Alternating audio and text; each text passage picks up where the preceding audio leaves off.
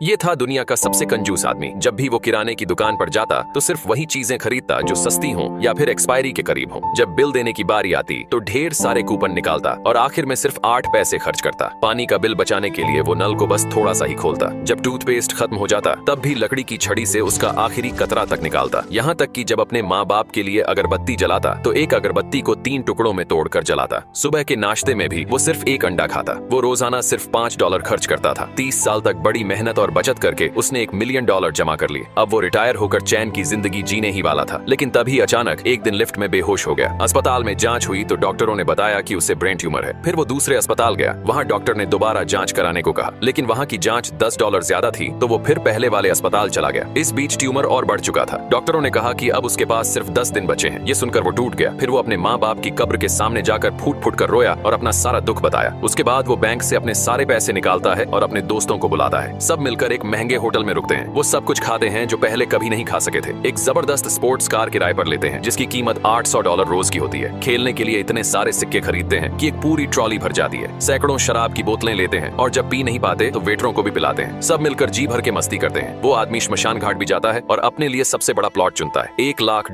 के नकली नोट खरीदता है जो मरने के बाद जलाए जाते हैं। वो मरने वालों वाला मेकअप भी करवाता है ताकि सब कुछ पहले से तय रहे। आखिरी दिन वो अपने घर लौटता है। वहाँ रखी हुई एक एक्सपायरी हो चुकी सॉसेज खाता है और थोड़ी ही देर में बेहोश हो जाता है। उसके दोस्त उसे फौरन अस्पताल ले जाते हैं। जब वो होश में आता है तो डॉक्टर बताते हैं कि उसकी रिपोर्ट गलत थी। उसे ब्रेन ट्यूमर था ही नहीं, असल में उसे फूड पॉइजनिंग हुई थी क्योंकि उसने सड़ी हुई चीज खा ली थी। ये सुनते ही वो जोर जोर से रोने लगता है क्योंकि उसने अपनी पूरी जिंदगी की कमाई कुछ ही दिनों में उड़ा दी थी।